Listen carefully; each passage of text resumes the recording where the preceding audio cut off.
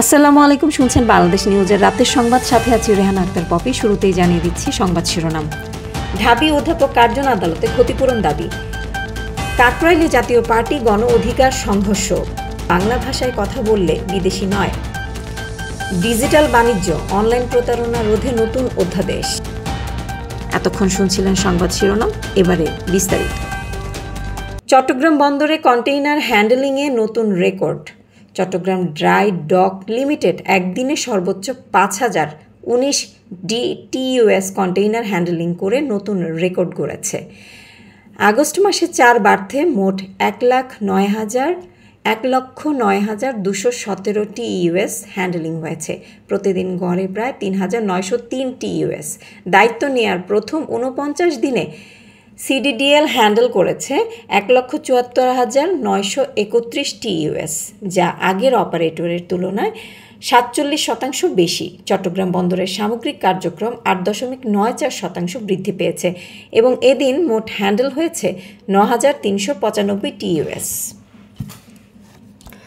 ঢাকা বিশ্ববিদ্যালয়ের অধ্যাপক ডক্টর শেখ হাফিজুর রহমান আদালতে অভিযোগ করেছেন যে তাকে আইনজীবী না দেয়া, থানায় ও জেলখানায় ফ্যান ও সাবানের অভাবসহ বিভিন্ন দুর্ভোগের সম্মুখীন হতে হয়েছে। তিনি রাষ্ট্রের কাছে ৫ কোটি টাকা ক্ষতিপূরণ দাবি করেছেন এবং অবিলম্বে জামিনের আবেদন করেন। শাহবাগ থানার সন্ত্রাস বিরোধী আইনের মামলায় অধ্যাপক কার্জন সহ ১৬ জনকে কারাগারে পাঠানোর আদেশ দেয়া হয়েছে। আদালত চত্বরে তিনি সংবিধানের বই উঁচু করে মানবাধিকার লঙ্ঘনের অভিযোগ তুলে ধরেন। রাজধানীর কাকরাইলে জাতীয় পার্টির কার্যালয়ের সামনে সংঘর্ষে নুরুল হক নুরুসহ বেশ কয়েকজন আহত হয়েছেন। সংঘর্ষ ঘটে শুক্রবার রাত ৮:৩০টার দিকে। সন্ধ্যার দিকে একই স্থানে পাল্টাপাল্টি ধাওয়া ও সংঘর্ষ চলতে থাকে। খবর পেয়ে পুলিশ ও সেনাবাহিনী ঘটনাস্থলে গিয়ে পরিস্থিতি নিয়ন্ত্রণের চেষ্টা করেন। গণ অধিকার পরিষদের নেতাকর্মীরা ইটপাটকেল নিক্ষেপ ও সড়কে আগুন জ্বালান। পাটনায় কংগ্রেস ও বিজেপি কর্মীদের মধ্যে সংঘর্ষে সেভারেল আহত হয়েছে। কংগ্রেস কর্মীর মতি ও তার মাকে নিয়ে কটূক্তির পর উত্তেজনা চরমে পৌঁছায়। শুক্রবার সকালে বিজেপির মিছিল কংগ্রেস দপ্তরের সামনে অবস্থান নেয়, যার ফলে দুই পক্ষের মধ্যে সংঘর্ষ শুরু হয়। সংঘর্ষে কয়েকজন আহত হন এবং আশেপাশের গাড়ি ভাঙচুর করা হয়। পুলিশ দ্রুত ঘটনাস্থলে গিয়ে লাঠিচার্জ করে পরিস্থিতি নিয়ন্ত্রণে আনে। ভারতের সুপ্রিম কোর্ট রায় দিয়েছে যে বাংলা ভাষায় কথা বললেই কাউকে বিদেশি মনে করা যাবে না। রায়টিকে সংবিধান ও মানবাধিকারের বড় স্বীকৃতি হিসেবে দেখা হচ্ছে।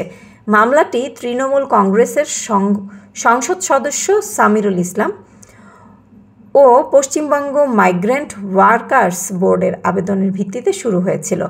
আদালত জানিয়েছে ভাষাকে নাগরিকত্বের মাপকাঠি বানানো যাবে না এবং বাংলা ও পাঞ্জাবি ভাষাভাষীদের ঐতিহাসিক সাংস্কৃতিক বন্ধন রয়েছে।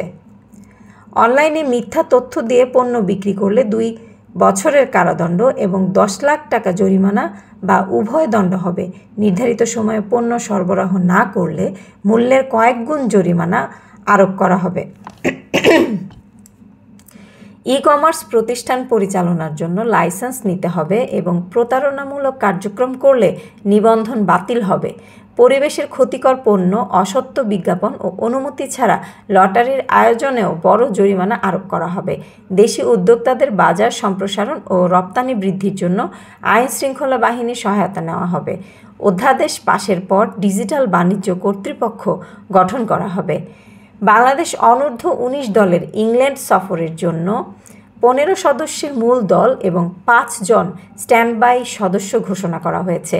অধিনায়ক আজিজুল হাকিম দল সম্প্রতি জিম্বাবুয়েতে ত্রিদেশীয় সিরিজ জিতেছে এবং সেই দলের বেশিরভাগ সদস্যই ইংল্যান্ড সফরের দলে অন্তর্ভুক্ত। ইংল্যান্ডে তারা 5টি ওয়ানডে ম্যাচ খেলবে, যা 5 থেকে 14 সেপ্টেম্বর পর্যন্ত অনুষ্ঠিত হবে।